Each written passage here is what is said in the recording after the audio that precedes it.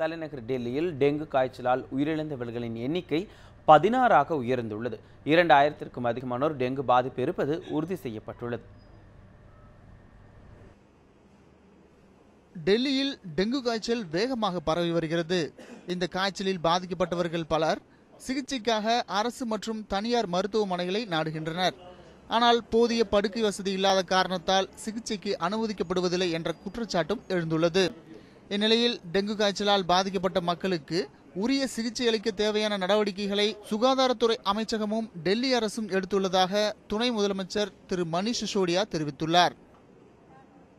हमारे डीएम्स और एसडीएम्स सुबह और शाम पूरे इलाकों में घूम के देखेंगे कि फॉगिंग हो रही है कि नहीं हो रही है। अगर किसी इलाके में उनको पता चला कि फॉगिंग नहीं हो रही है, क्योंकि अभी मैंने स्टॉक रिव्यू लिया है, मशीनों की कमी नहीं है, एमसीडीज के पास में मशीनें काफी हैं, लोग काफी हैं, लेकिन कहीं ना कहीं अगर कुछ विजिबिलिटी मतलब उनके लोगों की वहां क्षेत्र में पहुंचने में दिक्कत आ रही है, उसको ठीक करेंगे.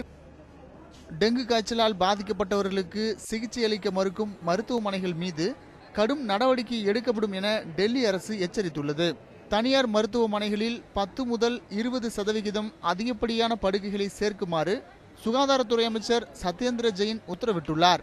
இந்த விவகாரம் தொடர்பாக டெல்லி துணை முதல்வர் மनीष सिसोदियाவும் சுகாதாரத்துறை அமைச்சர் சத்யேந்திர ஜெயின் ஆகியோர் அவசர கூட்டத்தை கூட்டி ஆலோசனை நடத்தினர். டெல்லியில் நேற்று ஒரே நாளில் மட்டும் 281 பேருக்கு டெங்கு காய்ச்சல் இருப்பது உறுதி செய்யப்பட்டுள்ளதாக தெரிவிக்கப்பட்டுள்ளது. இதனிடையே டெங்கு காய்ச்சலுக்கு இயற்கை முறை வைத்தியம் சிறந்த பலனளிக்கும் என யோகா குரு பாபா ராம்தேவ் தெரிவித்துள்ளார். जब एलोपैथी का असर उपचार ही उसके लिए असरकारक नहीं है तो सरकारी क्या करेंगे। जहां तक डेंगू के मच्छर का प्रश्न है, हाँ मच्छर को नियंत्रित किया जा सकता है कुछ उपाय अपना करके, लेकिन यदि फिर भी डेंगू हो गया तो करेंगे क्या। तो उसके लिए गिलोय, एलोवेरा, घृतकुमारी, पपीते के पत्तों का रस और अनार, ये ऐसी सुलभ चीजें हैं जो पूरे हिंदुस्तान भर में गरीब से गरीब और अमीर से अमीर व्यक्ति इनका उपयोग कर सकता है.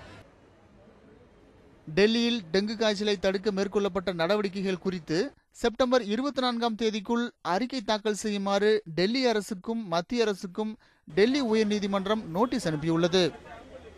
செய்திப்பிரிவு நியூஸ் 7 தமிழ்.